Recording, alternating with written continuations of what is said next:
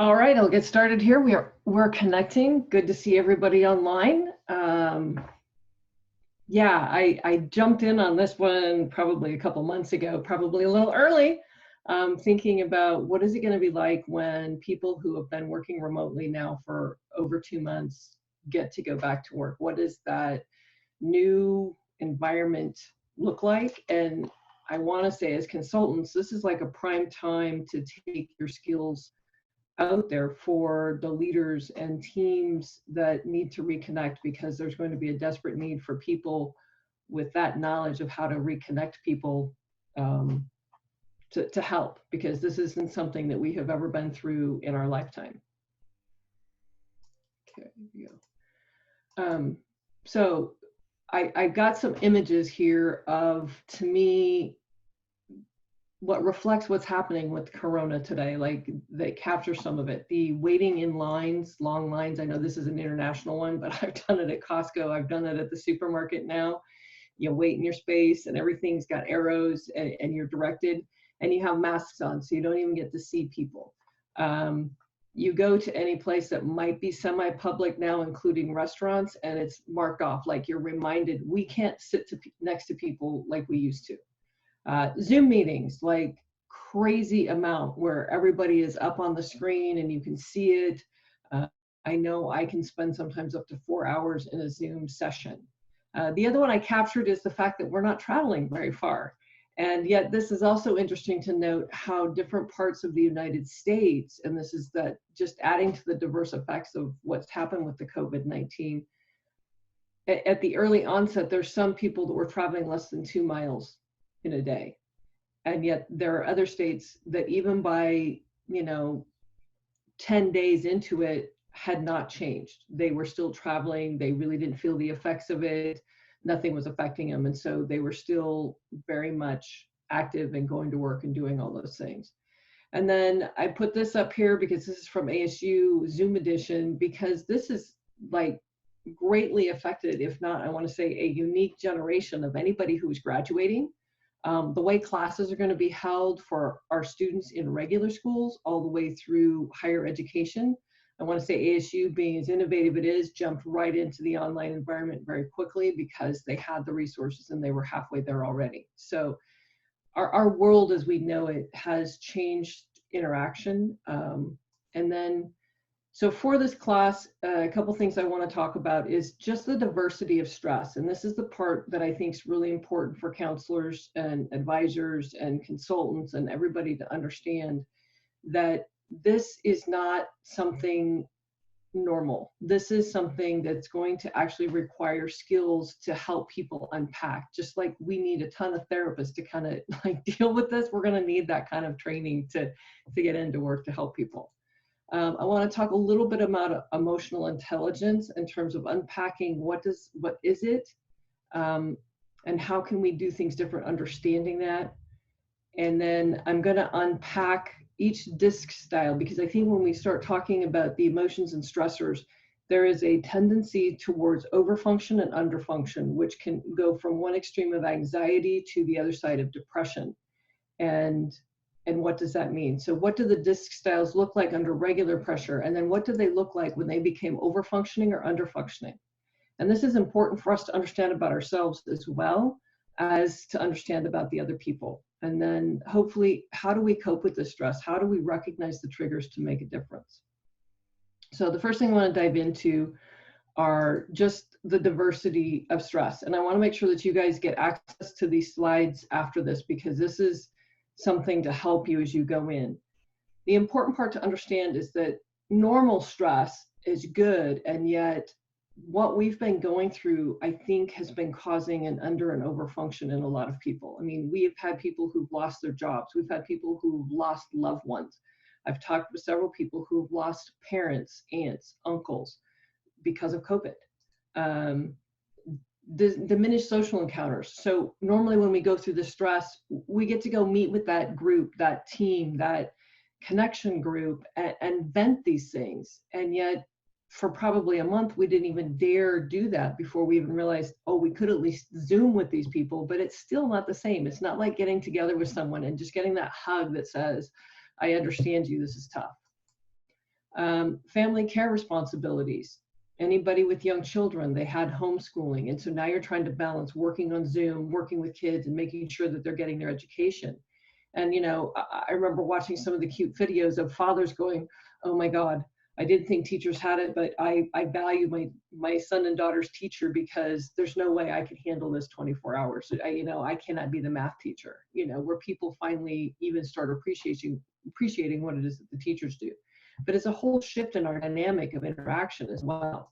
Um, the communication disruption from what's normal. I mean, face to face, we pick up on body language, we can pick up on tone better.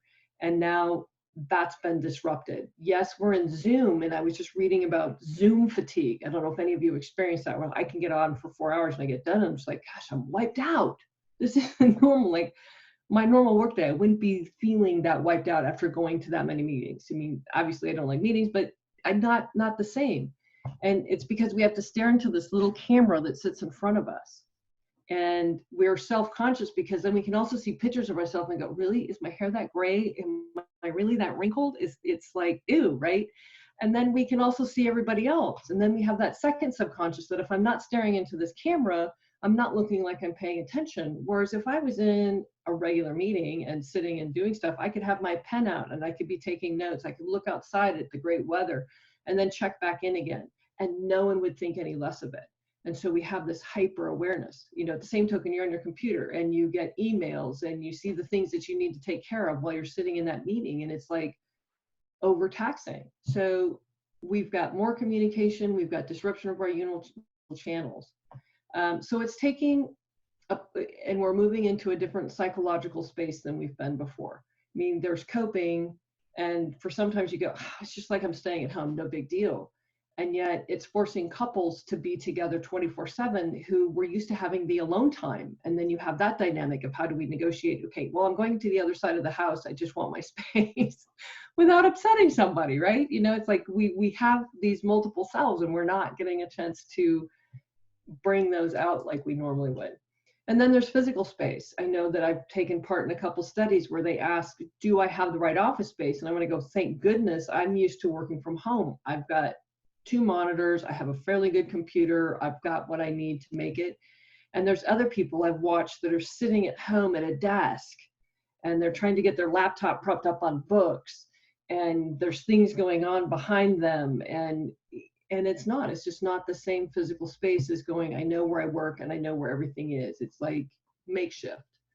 And then job duties. I know a ton of my coworkers who, like myself, had taught face-to-face and they're taking and scrambling to put everything online. Even responsibilities where they might have done really well in classrooms and online, but now they're moved and their job duty includes these technical aspects of things, of getting things up and running on different programs and things that they didn't have before. Or you think about leaders who were used to meeting face to face with their employees and having office hours now have to think about, how do I create that space on a Zoom session? How do I create that? And my duties as a leader have changed and shifted. And now I have to become even more aware of what are my people experiencing and how do I compensate the fact that I know 2 of them have to deal with young kids and 2 others are not with their older parents. Just the fathom of the shift has been very great.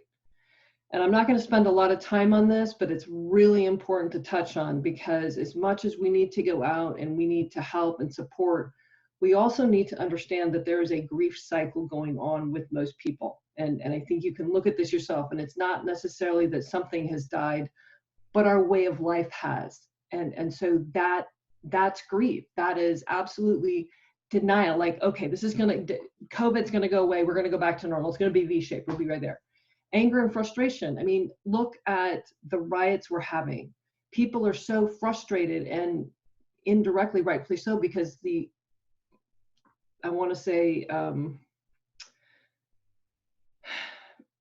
different nationalities and our minorities have caught the brunt of what's been happening with COVID. There are more entrepreneurs in the minorities that have lost their jobs or had things go belly up than the regular ones. And so I can't even fathom the sense of people who had thought they were starting to make it lose everything in the anger. And it's caused from fear as well. There's bargaining, like, hey, maybe I'm going to get things better. Some have went into depression, and I don't mean clinical depression, but just that, like, God, where am I? What am I doing? Who am I? Because we've lost some of our sense of reality. Sometimes we'll accept it. We go, oh, cool, we'll have a good day. But we might jump back to anger and denial on the next because new information comes out. We're constantly adjusting. And at some point, and it's probably not now, but as things continue to progress, we are going to gain confidence and we're going to understand what this new lifestyle needs. But this is something to think about, because we see this and go, oh, this is nice U-shaped thing. But the reality is we're jumping all over through this. And it's important for each of us to understand it. It's important for the people that we work with to understand that this is okay, this is normal, this is human. Because some people who are overachievers look at this and go, no, I should be able to jump from my denial, going, oh, it's over, to just I'm okay, I've got my new lifestyle, without recognizing that we have other things going on. So real quickly, before I jump into specifics of what's going on with DISC, I just want to bring up what I think are some of the best things happening right now to remind people of. And one is to reduce rate, because we have a tendency, one, because we're bombarded by news media, to see all the negative that's happening. We don't see the people that are recovering. We don't hear the great stories. So we need to make sure that we're turning ourselves into the positive aspects of things as well. Not that we're blocking out the reality of what is, but that we don't fester about it, that we find positive things that we can look at. The other thing is, when we work with people, we need to be able to listen deeply and ask questions. I think the worst thing is to go, oh, I know exactly what you're going through, but we don't. We have no idea, because we're not there. We're not experiencing the day-to-day of other people. So we need to be able to ask questions and to help people feel heard. It is the greatest thing for anybody. The other thing is, and this is from David Rock at the Neuro Institute, the ones in blue, unite widely. We need to find our common ground and our common values. And I think as we go back to work and we're thinking about things, it's really important for people to connect around those things about why they do what they do. And whether it comes from because your team has a mission or vision, or the organization has a great vision or mission you can go back to, there needs to be a coming back and a reminder of why are we doing what we're doing and what is it for. The other thing is to act boldly and take action. I think this is something that has been amazing to see, that in all of the racial riots and everything that's been going on, there has actually been more actionable things done to correct what's happening and to hold people accountable than before. And I think that also is something that people are going to be looking at as we go back, that there's certain things we're taking. We don't just sit and deliberate about it, but we're doing something to move in a new direction. And finally, we have to discuss rules of engagement. I think this is important. I honestly don't think that many teams or organizations really do this. Yes, I've been a part of some that maybe do the annual team building workshop, but I don't always think they connect about what are the rules of engagement that are going to build trust and create safety. And because people's roles and dynamics and everything has changed, there's going to be a little bit of the fear factor of going, I'm back at work, but I have to stay 6 foot from this other person. What if they get it? Will I get it? I mean, there's still going to be some of that until we know that there's a vaccine and that we can feel confident doing those things. And so how do we bring this up and talk about it? And so just sharing briefly, this is one of the safety models that talks about the things that when we don't have them trigger emotion. When we have them, we feel good about where we're at. So security and predictability. We like to know that there's some security about what's happening. And right now we're in very, I want to say, unpredictable things. So how do we provide that sense of it? Autonomy. We need to feel in control of our environment, where some people I talk to and they're like, oh my God, I get to work from home. It's awesome. I've got my autonomy back. So different styles, it's really awesome. And for others, they feel this lack of control because they weren't given the choice to do it. They were forced to do it. Fairness, trying to create equitable exchanges. And so think about a leader who's got to make connections and where they spend their time. It's not like they have the office where the person used to be able to, I used to go knock on my boss's door and go, hey, you got a second? Cool, get in there. And so there's some people that are getting more attention than others, and we don't even know. We wouldn't even be able to tell if that's being fair or not fair. Esteem needs right now, as much as I want to say, I know I'm doing what I need to do, I went through a huge, like, oh my gosh, I'm used to like sending an email and getting a response from somebody. And now it's like, poof, it's out in thin air. Like, where did it go? Is anybody responding to me? Am I really doing what I need to do? So, we want to feel good about how we see ourselves and how we compare ourselves to others, but comparison can be a bad thing as well. But we're also concerned about how others see us. Am I doing enough work? And we'll talk about styles through some of this as well. But trust is important. We all need to belong. We all need to connect. And then more importantly too, is in all of this is the understanding of what makes me me, or what makes you you. What is our personality? What is our bias? What are those things that trigger me in my environment that may not trigger you and yours?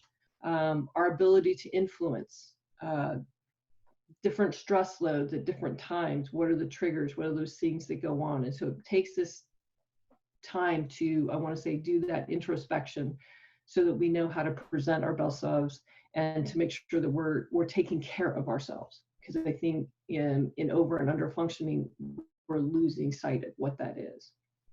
So emotions, couple things that I just want to put out there. At their core, they're primal. We can't get away from them. So it's really important when we're working with people to let them know the full spectrum of emotion that people are reaching right now. Absolutely normal, 100%. It's a part of how we're made.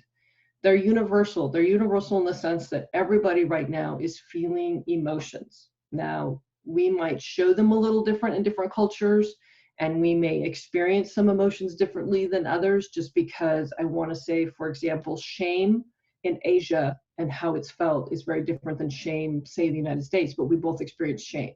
So it's universal in the fact that we can feel those things, but might still have some variations. It's functional. Emotions are for a reason. To have a good cry and to let out, our frustrations is absolutely a part of functioning. It actually produces different hormones within us and helps us to overcome. It's a release from it. So note that emotion is functional. We're going to feel it. It's also infectious. There are definitely some emotions that are very contagious. Other people will pick up on what we're feeling and what we're not feeling. And here's the sad part. I went golfing with my husband yesterday, and I was just in like this funk, and I knew he was picking up on it, but there was nothing I felt like I could do at that moment to like get out of it. Every hole was like, okay, reframe, I'm going to do it. I hit the ball and be like, boom, I'm back in it again. So it is infectious, and it can be infectious both ways. But note, primal, universal, functional, infectious. And we can get better by labeling and try to make choices, but sometimes it's going to overwhelm us. So emotional intelligence. It's the blend of the ability to process the information, the feelings that we have within our body in order to make optimal decisions or actions. Okay, so we could be very emotional intelligent, I want to say, in some situations and completely lose it in others. But that doesn't mean we're not emotionally intelligent. It just means that we are being put into this brand new context, and our ability to process that information may be overwhelming because it's more information or different information than we've ever had to process before. So it's okay. And gaining emotional intelligence is going to be a process. We're going to think, feel, and act. So thinking, I mean, maybe we've been doing more thinking than we have before, but we're going to process things. We're going to process them at different rates. And the best thing we can do is to find ways to talk it out, to think it out, and to understand ourselves better through that process. We're going to feel, and I like this one because it's showing an emotion, but it's also putting the hand there because we feel in our bodies.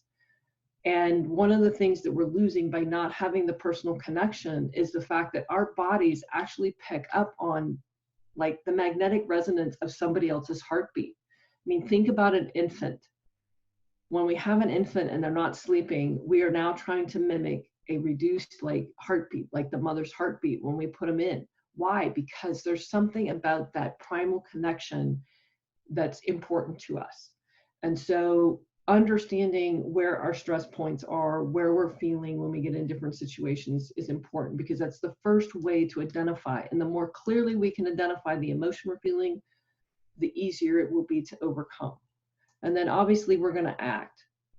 First time through this cycle of emotional intelligence, our actions might not be great, but the great thing is we get better with each cycle that we go through, and we learn. and we learn from each other, we learn from sharing, we learn from connecting. So um, just a reminder in terms of assessments here, I want to make sure you guys get something besides just what's going on in assessments. But passions are important because those are our connectors. Those are our drive towards things.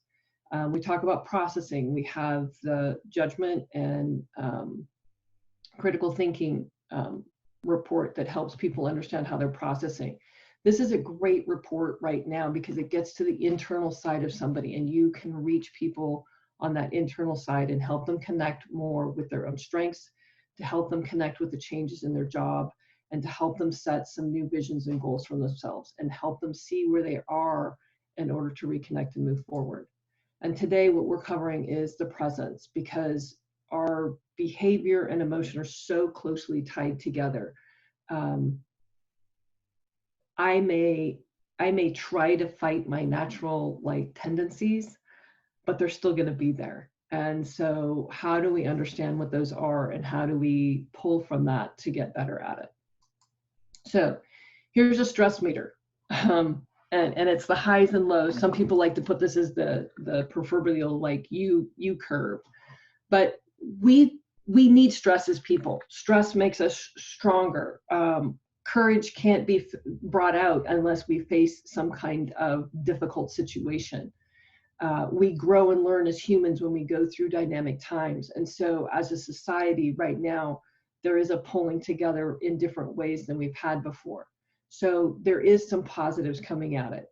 But it's also important to note that on either extreme of distress, there can either be a complete meltdown, like I'm so overwhelmed I can't function, or there's also distress from the boredom and the depression side, where I don't even know what to do anymore, I give up. And so when we look at what's happening today, I have the 3 A's. So on the one extreme, it's seeing what's happening and being aware of it, but it's not causing you stress. And for me, I look at this and I think back to the first time I heard about COVID. It was probably late December, early January. I was getting ready to make a move, and then I'm planning a big trip to go to Australia in February. But it was this distant thing. It's like, it's over in China. Like, who cares, right? Okay, it might be important, but it's not here.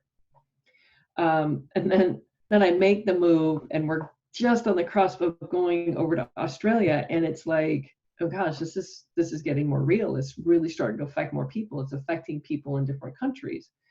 But oh well, we really don't know this. It's just like the flu. Like, we can deny, again, some of the things going on. Go to Australia, have an amazing time, but while there, just pressed by the news, because here Australia is literally shutting their doors to their own people and sending them to an island. And I'm like for 14 days plus. Like, whoa, well, what would I do if I had 14 days taken out of my world because I'm not allowed to go back to where I am, and you're just basically putting up and not even as nice like a hotel. You're just kind of like, okay, survive for 14 days. And then if you're not sick, we'll let you back in. Whole new level, a little bit of alarm coming. Like, am I even going to make it home? Because I was starting to get worried because of our date. We looked at changing flights. They wouldn't let us. Am I going to be able to make it back? And then you get back and you start seeing the other part. Did it reach anxiety level for me? No. But did I become very concerned about my mom and different things like that? Absolutely. So this is an important thing when we're talking to people, to kind of find out where they are. And maybe they might have this towards different things in their environment. So CJ, I was going to have a quiz put in here, but didn't quite get it in. So I'm just going to put this out there for people to just think about in their head. And if you want to put it in the chat, that's great. But a quick quiz: which disc style is going to suffer more from a potential lack of respect, not being appreciated during these times, maybe receiving unfair treatment, not being heard or feeling like you're not being heard, and unrealistic deadlines? And so we look at these and go, how we know disc, right? Oh, it's probably this or that or the other. And like lack of respect, it's probably an I, or it's a D. The reality is, all of the styles, every human being is going to suffer from one of these or all of these. The difference is in how we suffer. And that's the important part to think about in this one. It's not about identifying that one of these things might cause an issue, because it's going to cause an issue from everybody. It's going to cause the different styles to react differently when one of these hits. So let's just remember, just brief reminder under the styles. So dominance is the dealing with problems. It's the extroverted task orientation. Being high in dominance is about control. The I, the influence, this is the outgoing people person, and their primary thing is about connecting to others and gaining attention. The S for steadiness, this is the introverted people side. This is the pace side, and people in this area are seeking usually approval. And the C's under stress is compliance. It is the introverted task side, and their push is for perfection. Okay, so this is normal stress. You would see people move to a state of control, attention, approval, perfection. Also remember that most of us, majority of the population, are a combination of these. And so as we move into different situations, you might see different aspects of these combine or take over when we're under stress. So again, the high C's, they want to get it right. And all of these shifts, getting it right can become even more difficult. The D's are trying to still get things done. And when they can't get things done, they move to control and try to get other things done. The S's are trying to get along, and they're trying to take care of everybody around them. And the I's are about being appreciated. So we look at this and we go, okay, what are these styles leadership-wise under eustress, like positive stress? The D's can be competitive and they're driven. They're gonna keep moving things forward. That's awesome. We need people to move things forward. The I's are gonna rally the troops. They're gonna, bring people together. They're gonna be able to create communication where some people are not communicating. Elsa's are about building the team and so to speak, taking it on the chin and doing some of those things that other people might not want to do just because they know they can get it done. And C's are about making plans and making sure that timelines are still met and making sure that standards are still met. So at the best, all of these styles are awesome under eustress. So what happens with COVID? Where is the issues happening? So we look at a D, vulnerability and effort, because now a person who's used to doing is starting to feel inadequate. I know I felt that way. I'm like, I went from running 3 major workshops in a month to I can't even get somebody on the phone. I can't get an email returned, right? And so I'm like, am I doing something wrong? Am I, and I move from that anger, which is what presents. It's not like I'm really mad at anybody, but I'm that frustration. So we feel like we should be able to cope with it all. We sometimes don't even want to show empathy maybe for other people because we are afraid they're going to take advantage of, like, oh, you let your daughter, like for me, it was like my daughter used to cry, and if I went, oh, hey, are you okay? Then she would go down that path. So there's that part of just be tough, right? The I's have this sense of aloneness that they haven't had. They're not validated. They're not getting their validation on a regular basis. They're not able to make the personal contact, the hugs, the handshakes that they need. It is not like bad that they want those contacts, but yes, they definitely do. And they might be trying to get it different ways through, Zoom. We have a lot more social hours than we've had before. S's, sometimes I want to say feel too much and get overwhelmed. They make their contacts by trying to make everything right and fair and even. And so they may be taking on too many challenges and saying yes too often and just start like, oh my gosh, there's just no way I'm going to be able to deal with all of this. And even leave time for the self. And so as we start losing time for that self, that overwhelm part takes over. C's to me is like time and information. Like you can't get enough information about what the cause of something is right now or why we're doing what we're doing. And there's been a shift in timelines. Like everybody knows we can't complete what we used to do in the same amount of time. And yet the shifting of deadlines, the shifting of quality control, it's hard to let go of perfection when that is a part of who you are. The other part is dealing with distractions. It's like you're supposed to get something done, but it's like, hi, I really wanted to ask 3 more questions from somebody. I wanted some feedback to know I'm going down the right path. And it's like, you got to jump and you you don't know. So I do think some of the different styles are experiencing some of the stress in different ways are highlighted. So let's look at the styles in overfunction and underfunction. And I'm pulling on some work that's been done in psychology where we are looking at function is cool, stress is cool, we're functioning, but overfunction is where some aspect of us is like taking over. And when we do that, we wind up overfunctioning and affecting everybody else with our overfunction. And we can cause them to become underfunctioning because they are letting us take over. As an example, I was talking with a friend yesterday, and I just was like, I don't know if it's I haven't talked to many people, like just about any and everything. So not, not business or not those type of things. And halfway through the conversation, I realized, God, I'm like dominating the conversation, right? Overfunction. And so when we look at the styles, the D's in overfunction on the one hand can become very blunt, very direct, over demanding. They want to do it all. They don't listen. They're out to like, I'm doing this, right? Overfunctioning. I can do this. I's might move from that. Okay, we can make this. We're optimistic. We're compassionate. We're over supporting. We might even be over communicating. Like I'm not normally an I, but I think the other day I moved into that, and I just wound up talking more and more and more. So what is that look like?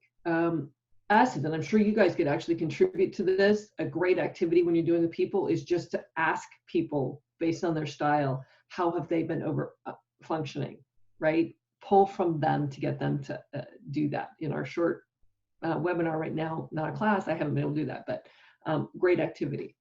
S's are about, like over functioning. They're saving the day. They're overcommitting. They're trying to cover for everybody.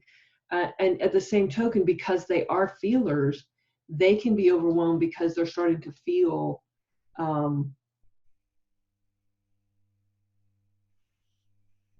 too much. Like I actually feel the pain of other people. S's are going to possibly connect with that in an overfunctioning state.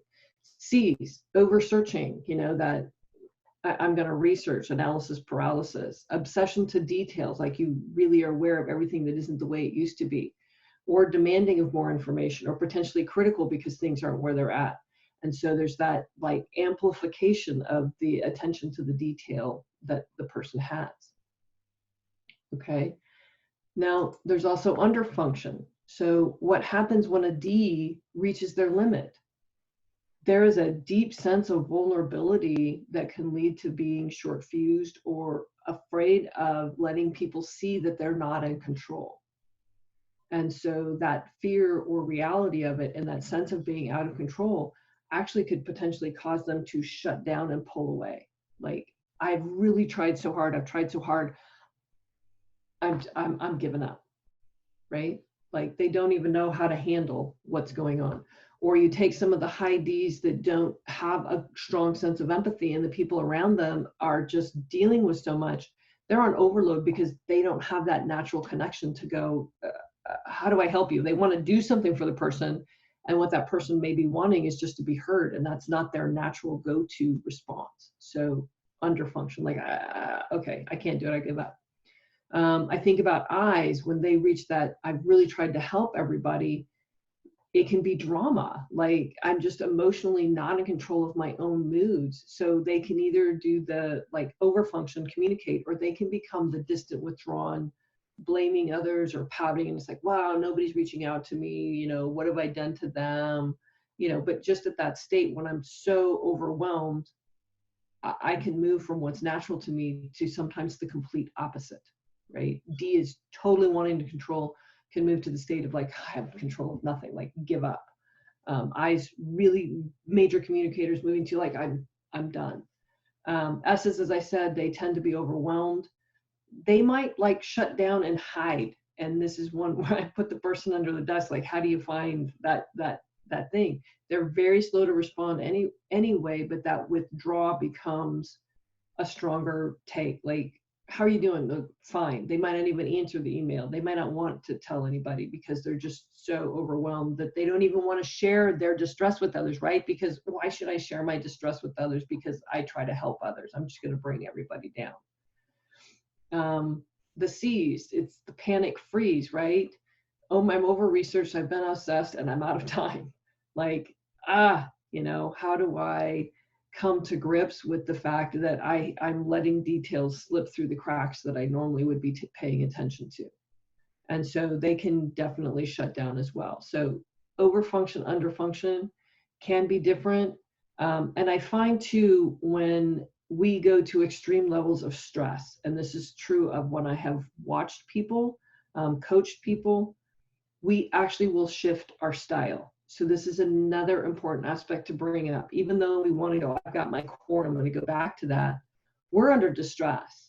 And so I had one team I've worked with in the past month, and I told them, I really want you to take the disc again. And they're like, well, we just took it 6 months ago. And I'm like, no. I want you to take it right now because I want to know how you're responding to the present situation. And they did. And it was amazing to note that 50% of them were just like, they're looking at it going, well, last time I tested like this, why am I testing like this now? Emotions, emotional response, overwhelmed can cause us to shift into patterns of responding that are different than our norm. And so the best part though is to note that when we do discover what they've shifted to, is that aha going, oh my gosh, yeah, I really am doing this. And then to be able to talk them through, how do I get back to more of a normal state? Because obviously we know from our studies in it that when we go back to our normal state, we get our flow, we're less stressed, we're feeling better about what we're doing. So really, really important to understand that. So what can we do or try to help the different styles? For the dominant people, they need to know that they need to take small steps because they're going to look at the big thing that they want to accomplish and they're just not getting there fast enough, right? They're driven for the results. Have them take on smaller projects, have them get that sense of accomplishment.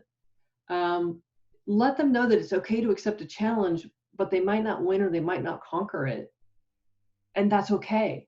But fighting through the challenge and learning how to fight through that challenge is the important part.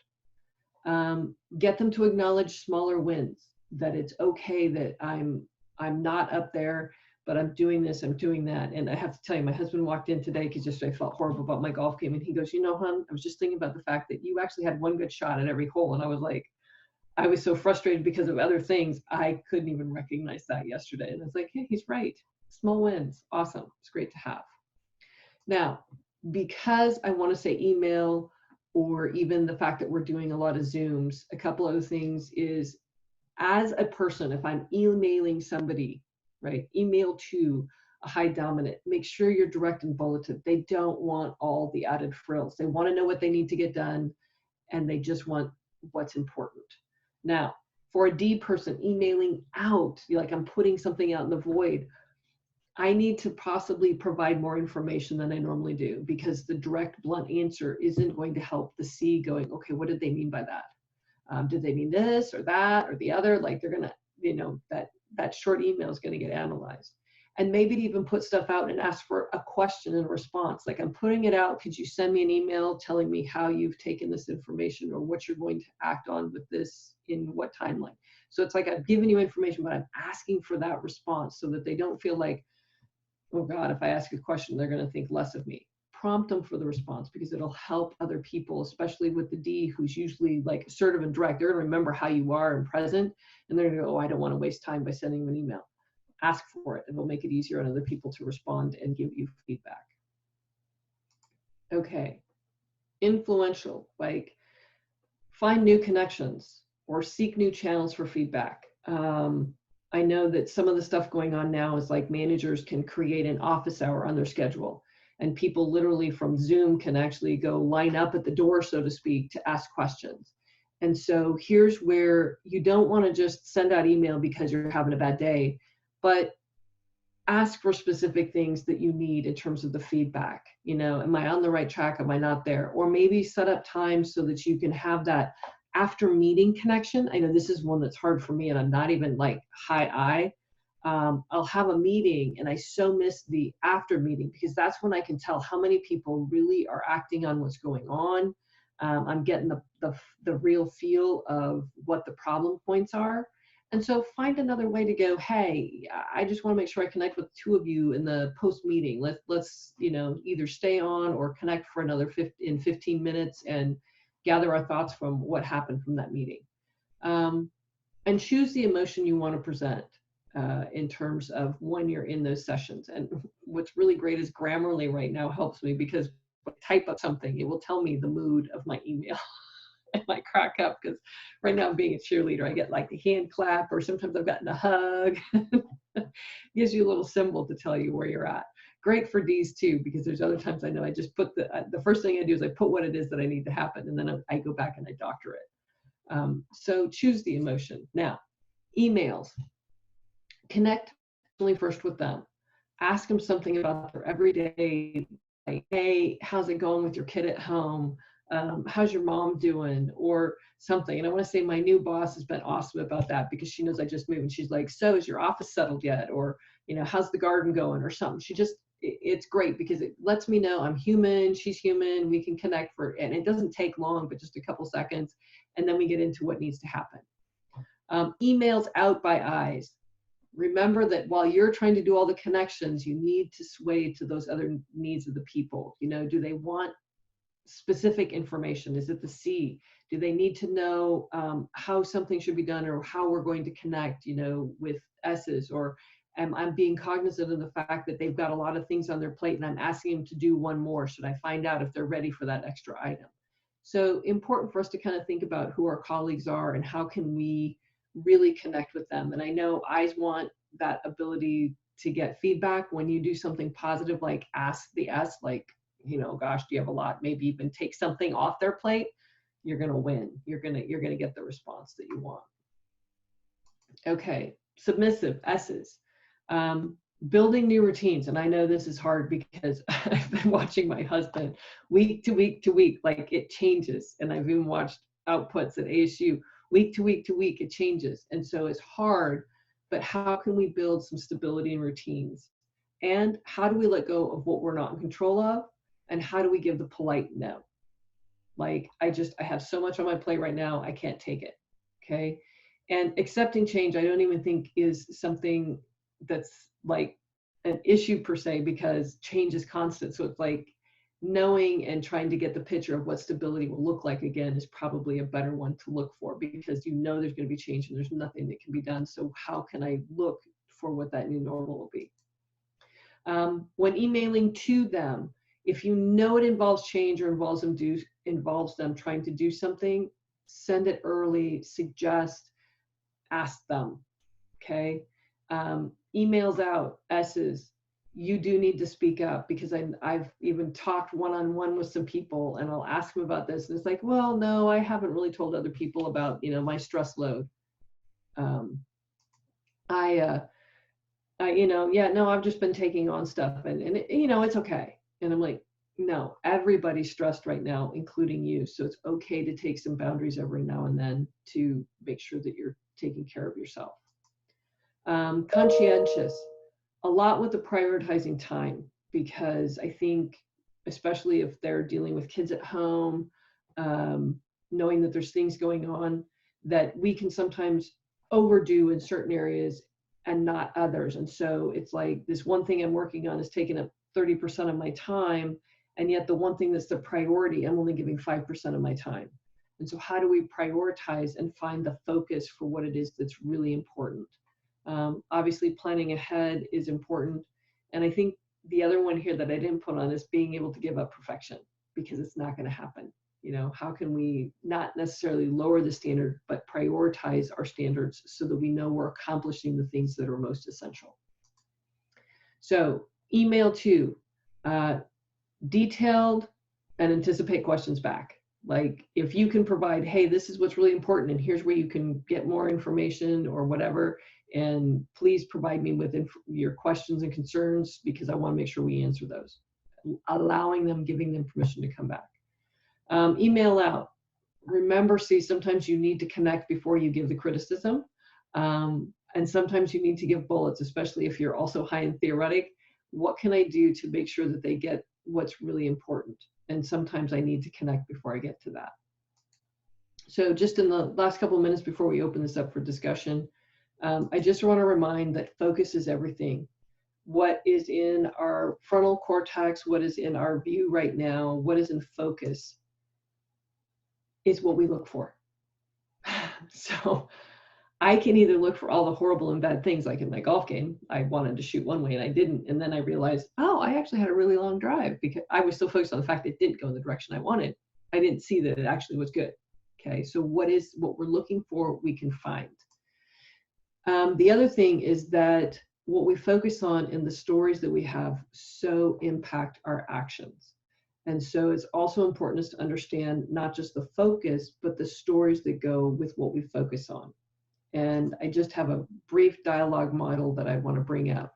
So right now with COVID or any kind of stressful situation, we're going to have a biological response. There may be times that you click on the news and it's like you hear about something that was really horrible, bad, or awful, and we're going to feel it, right? The bioreactions happen first. Heart rate might race, something, my hands might start sweating. And then we have that feeling in our gut or shoulders or head or whatever.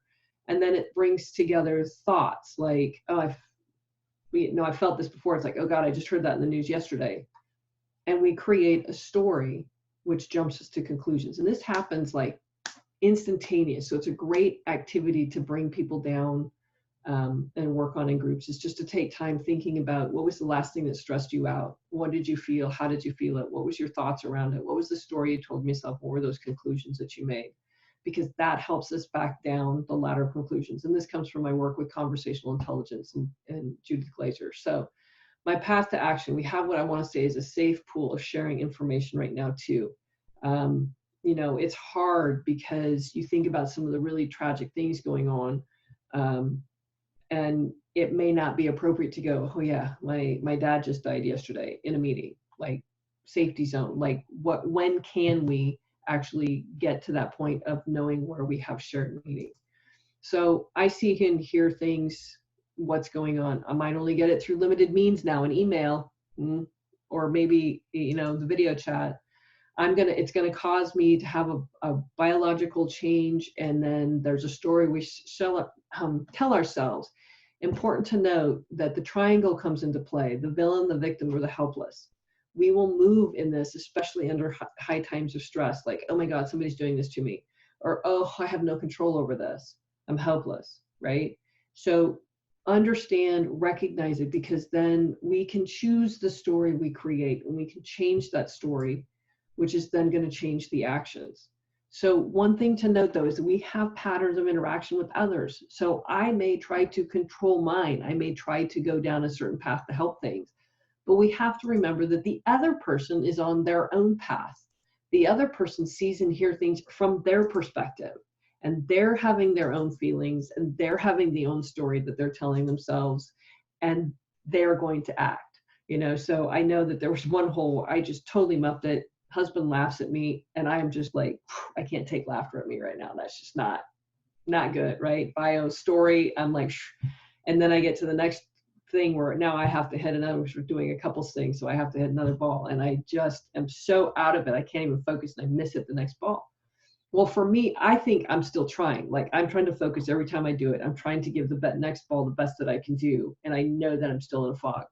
But he sees me and he thinks I've given up. And he responds to me as if I've given up. Now I have a complete different dynamic. Like, I'm not just dealing with myself now, I'm dealing with his response to what I'm thinking and feeling. I'm like, ooh, now I got to address that.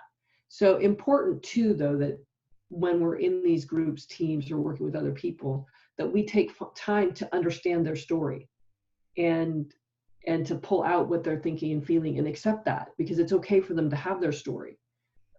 Because sometimes we might have our thing and then I want to get so defensive, like, no, I didn't give up, that I'm not hearing what they're really thinking and feeling or why they feel that, so that I can actually have a better way of explaining where I'm coming from. And so we need to take that time to go through this and maybe even ask, where are people feeling what they're doing? What's the story? Why have they created that story?